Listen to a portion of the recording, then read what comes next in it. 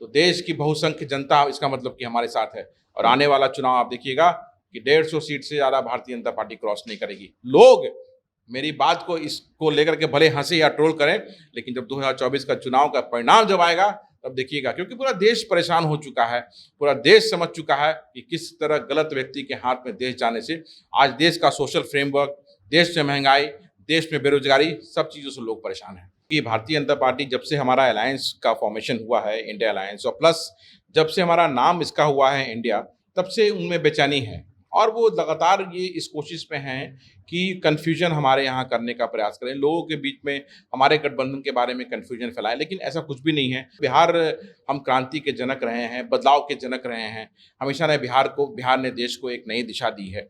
इसीलिए बिहार में उसकी मीटिंग फिक्स हुई और उसका 3 मीटिंग हम लोगों ने कर लिया और बहुत स्ट्रांगली स्टेप बाय स्टेप जो भी इश्यूज हैं उसको रिजॉल्व करते हुए हम आगे बढ़ते जा रहे हैं। भारतीय जनता पार्टी के मित्रों का कहना है कि आप बेचैन ना हो, ये हमारे अलायंस की बात है, ये हमारे गठबंधन की बात है। आप अपना अपना देखें, हमें अपना देखें। प्रधानमंत्री के कैंडिडेट के चेहरे पे अभी तो कोई प्रश्न ही नहीं है और जब समय आएगा तो लोगों को पता चलेगा गठबंधन को लीड कौन कर रहा है, संयोजक कौन हो रहा है। क्या आपने जो भी प्रश्न किया जनता दल यूनाइटेड की तरफ से कुछ ऐसा ऑफिशियली आया है क्या कि संयोजक नीतीश कुमार बनना चाहते हैं? उन्होंने तो खुद भी डिनाई किया है कि मुझे किसी पद की लालसा नहीं है इस अलायंस में। तो हम प्रधानमंत्री का चिंता नहीं कीजिए। डॉक्टर मनमोहन सिंह जब प्रधानमंत्री बने थे तो उनका चेहरा कभी नहीं आया था, लेकिन आप याद कीजिए जब पूरे दुनिया में रिसेशन हो रहा था, पूरे वर्ल्ड में रिसेशन था, उस रिसेशन के दौर में प्रधानमंत्री जी ने भारत को किस तरह से बेल आउट किया था और भारत पे रिसेशन का असर नहीं हुआ था। तो उसी तरह दुनिया हमारी तरफ देख रही है और देख रही है कि किस तरह से भारत में इस तरह की चीजें हो रही हैं। इसका जीता जागता उदाहरण है कि किस तरह से दंगे कराने का प्रयास किया जा रहा है पूरे देश में। क्या हमारे बिहार में दंगे कराने का प्रयास नहीं किया गया? उसका जीता जागता उदाहरण देखिए अभी जो बिहार शरीफ में हुआ। बजरंग दल के बच्चे जो थे वो पकड़ाए, सासाराम में कौन पकड़ाया? जो पूर्व एमएलए भाजपा के थे।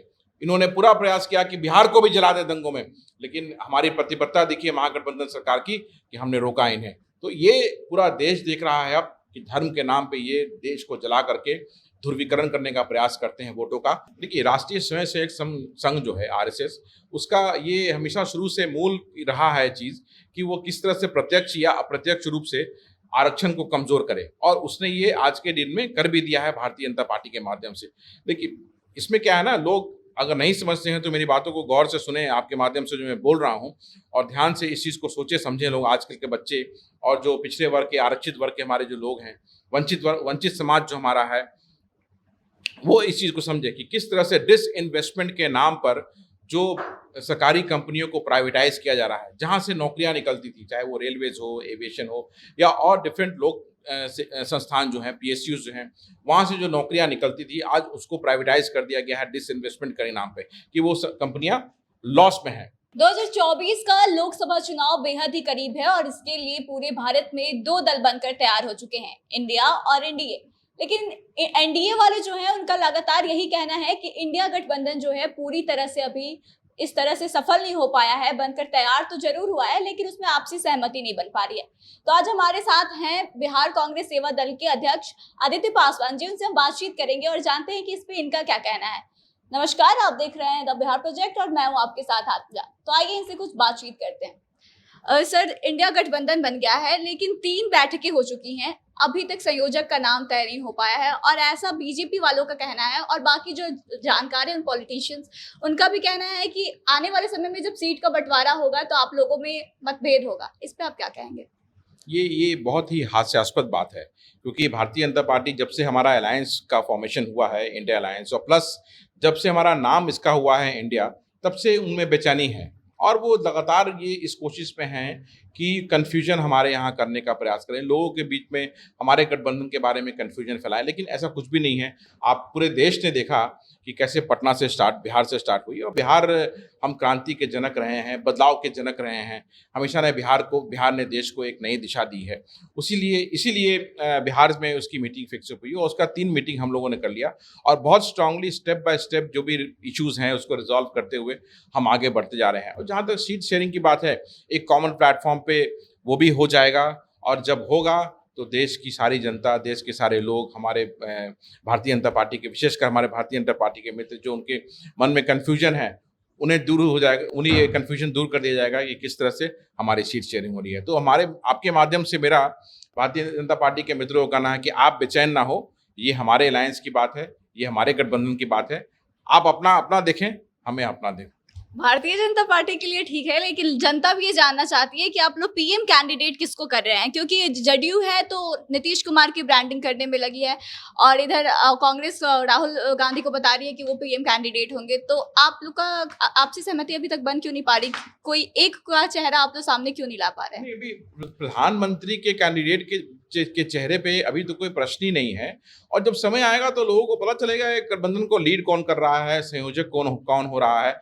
क्या आपने जो भी प्रश्न किया जनता दल यूनाइटेड की तरफ से कुछ ऐसा ऑफिशियली आया है क्या कि संयोजक नीतीश कुमार बनना चाहते हैं? उन्होंने तो खुद भी डिनाई किया है कि मुझे किसी पद की लालसा नहीं है इस अलायंस में। तो हम उसको लेके आगे चलते हैं, और अगर आगे चल करके प्रधानमंत्री का चेहरा कौन बनेगा वो जरूर देश के सामने आएगा, क्योंकि देश को हम एक नई सरकार जब देंगे तो देश का ये जानना जरूरी है कि उस सरकार को कौन लीड करेगा।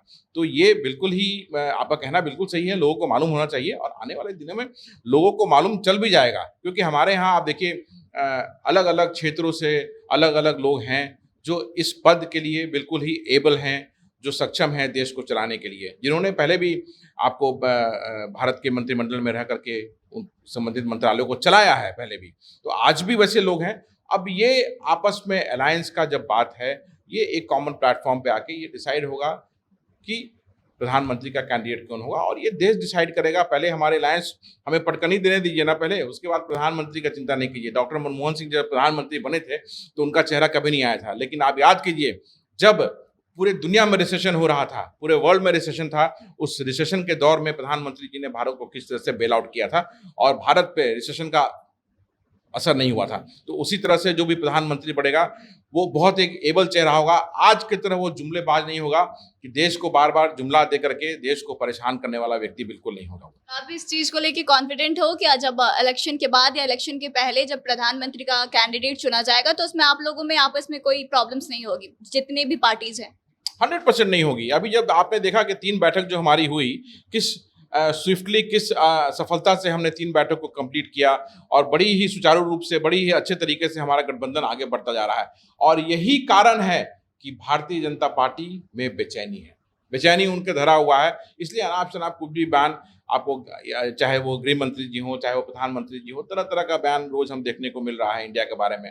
वो बेचैनी वो उनका दर्शाता है किस तरह से बेचैन है कि अगर हम जब एक हो गए, 28 दलों का गठबंधन हमारा एक प्लेटफॉर्म पे आ गया, विपक्ष हमारा एक हो गया, तो देश की बहुसंख्य जनता इसका मतलब कि हमारे साथ है। और आने वाला चुनाव आप देखिएगा कि 150 सीट से ज्यादा भारतीय जनता पार्टी क्रॉस नहीं करेगी। लोग मेरी बात को इसको लेकर के भले हंसे या ट्रोल करें, लेकिन जब 2024 का चुनाव का परिणाम जब आएगा तब देखिएगा, क्योंकि पूरा देश परेशान हो चुका है, पूरा देश समझ चुका है कि किस तरह गलत व्यक्ति के हाथ में देश जाने से आज देश का सोशल फ्रेमवर्क, देश में महंगाई, देश में बेरोजगारी, सब चीजों से लोग परेशान हैं। आप इतना कॉन्फिडेंटली बोल रहे हैं कि 24 में इंडिया जीतेगी, तो आपका कुछ एजेंडा भी होगा ऑब्वियसली, जैसे कि आप लोग ऐसा ब्लेम करते हैं भाजपा पे कि वो हिंदुत्व को प्रमोट करता है। आप लोग क्या एजेंडा लेके जाएंगे लोगों के बीच? देखिए, भारत हमारा देश जो है हमेशा से विश्व शांति के लिए और पूरे विश्व में शांति का संदेश देने के लिए हम जाने जाते रहे हैं। भगवान बुद्ध की धरती रही है, और भारत की तरफ जब भी लोग देखे हैं तो एक शांति का संदेश देने वाले देश के नाम से की तरह देखे हैं। लेकिन आज जिस तरह से भारत को धर्म के नाम पर बांटा जा रहा है, धर्म के आधार पर, लोग, दुनिया हमारी तरफ देख रही है और देख रही है कि किस तरह से भारत में इस तरह की चीज़ें हो रही हैं। इसका जीता जागता उदाहरण है कि किस तरह से दंगे कराने का प्रयास किया जा रहा है पूरे देश में। क्या हमारे बिहार में दंगे कराने का प्रयास नहीं किया गया? उसका जीता जागता उदाहरण देखिए अभी जो बिहार शरीफ में हुआ। बजरंग दल के बच्चे जो थे वो पकड़ाए, सासाराम में कौन पकड़ाया? जो पूर्व एमएलए भाजपा के थे। इन्होंने पूरा प्रयास किया कि बिहार को भी जला दे दंगों में, लेकिन हमारी प्रतिबद्धता देखिए महागठबंधन सरकार की कि हमने रोका इन्हें। तो ये पूरा देश देख रहा है अब कि धर्म के नाम पे ये देश को जला करके ध्रुवीकरण करने का प्रयास करते हैं वोटों का, और सत्ता में बने रहने का प्रयास करते हैं। और जिस तरह से पूरा देश हमारा महंगाई को लेकर के परेशान है, आज बच्चे जो हमारे पढ़ के निकल रहे हैं वो रोजगार की तरफ देख रहे हैं, लेकिन अगर रोजगार मांग रहे हैं वो, तो 2 करोड़ रोजगार देने की बात जो थी उसको भूल जाया जाता है, पकौड़े तलने के लिए बोला आता है। तो ये किस तरफ हमारा देश जा रहा है?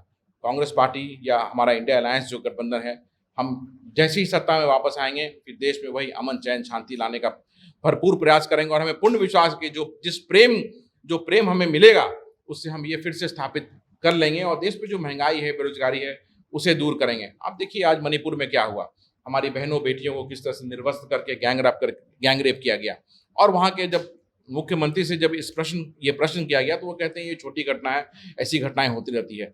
तो मैं आपके माध्यम से लोगों से पूछना चाहता हूं कि क्या आपको एक ऐसी सरकार चाहिए जहां आपकी बहन, जहां आपकी बेटियां सुरक्षित नहीं हो, या आपको वैसी सरकार चाहिए जहां पे हम एक सुरक्षित भारत का सपना जो हमने देखा था वो परिपूर्ण हो सके।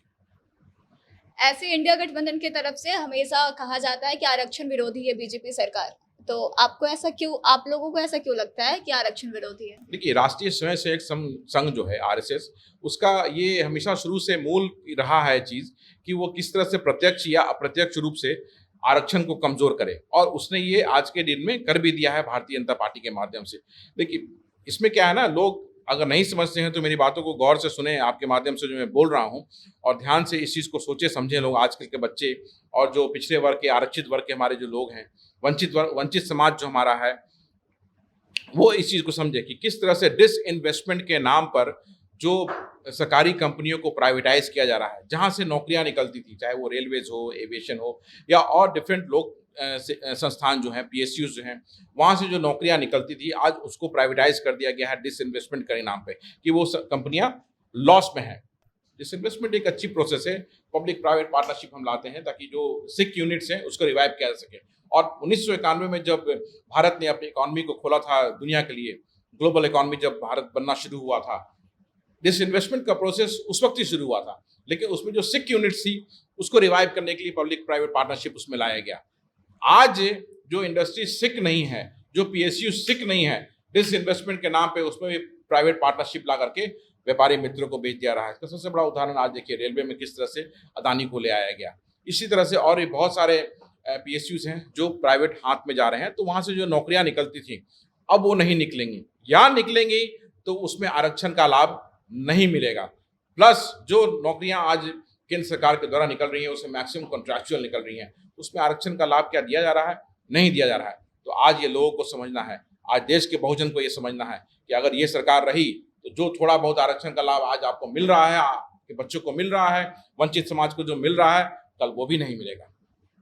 अभी ऐसी चर्चाएं चल रही है कि ऐसे अगर नेशनल लेवल पे देखा जाए तो कांग्रेस की अपनी पहचान है, बड़ी पार्टी है, लेकिन अगर बिहार की बात करें तो बिहार में आप लोगों को उतना जगह नहीं मिल पा रहा है जितना कि मिलना चाहिए, ऐसा आपको लगता है? कैसे आप ये बात कर रही हैं? अभी हमारे क्योंकि पहले जब से आप लगातार कैबिनेट विस्तार की बात कर रहे हैं, लेकिन दोबारा से अभी तक कैबिनेट विस्तार हुआ नहीं। उसके पहले भी राहुल गांधी इवन नीतीश कुमार से इस बात के बारे में चर्चा कर चुके हैं कि कैबिनेट विस्तार किया जाए, बट स्टिल नहीं हो पा रहा। इस पे आप क्या कहेंगे? कैबिनेट विस्तार जो है it will not happen only for Congress, वो जब भी होगा तो पूरे महागठबंधन की होगा और वो जरूर होगा, निश्चित तौर पे होगा और हमें एक सम्मानित स्थान उसमें मिलने भी जा रहा है। और जहां तक आपने बोला कि स्थान की बात कांग्रेस की, तो अभी देखिए हमारे युवा जो प्रदेश अध्यक्ष हैं श्री अखिलेश प्रसाद सिंह जी, उन्होंने हाथ जोड़ो यात्रा की मंदार पर्वत से स्टार्ट किया, उसमें अपार प्रेम मिला। जहां जहां से बिहार में वो यात्रा गई बहुत उसमें प्रेम मिला। तो कैसे आप कह सकते हैं? और जिस तरह से जहां भी हमारा कार्यक्रम हो रहा है अपार भीड़ हो रही है, लोगों का प्यार मिल रहा है, क्योंकि लोगों ने क्या है ना कि अब सबको देख लिया, अब कांग्रेस की तरफ से फिर वापसी कांग्रेस की तरफ लोग अपना कर रहे हैं और वो प्रेम हमें मिल रहा है, धरातल पे वो प्रेम दिखता जा रहा है। इसलिए ये बिल्कुल भी सही नहीं है, इसको मैं सही नहीं मानूंगा। कांग्रेस फिर से वापस आ रही है पूरे देश में और खासकर बिहार में। जरूर मानते हैं कि पिछले कुछ सालों में हमारा जनाधार कमजोर हुआ, लेकिन वापस जो फिर 90 के पहले के दशक में जो कांग्रेस की मजबूती थी वो फिर से वापस शुरू हो गई है। अच्छा, ये जो आप लोगों का अलायंस बना है, क्या ये 2024 तक रहेगा या फिर ये विधानसभा में भी, बिहार विधानसभा में भी देखने को मिलेगा? बिल्कुल रहेगा, बिल्कुल। जहां भी जो गलत नीतियां जिस भी स्टेट में होंगी उसके खिलाफ हमारा एक मजबूत अलायंस काम करेगा और हम हर जगह, बिहार में हो या किसी भी स्टेट में हो, हमारा ये अलायंस बना रहेगा। तो सुना आपने क्या कुछ कहा है आदित्य पासवान जी ने। इनका साफ तौर से कहना है कि 24 के चुनाव में ये लोग, जो इंडिया गठबंधन है, वो बड़े पैमाने पे जीत हासिल करेगी और जहां तक पीएम कैंडिडेट की बात है तो बाद में उसका चयन हो जाएगा और लोगों तक बात पहुंच जाएगी कि कौन है आखिर विपक्ष का पीएम कैंडिडेट। तो इस पे आपका क्या कहना है, आपको क्या लगता है? अपने विचारों को कमेंट करके हमें बताएं और आगे की तमाम खबरों के लिए बने रहे हमारे साथ, देखते रहे द बिहार प्रोजेक्ट।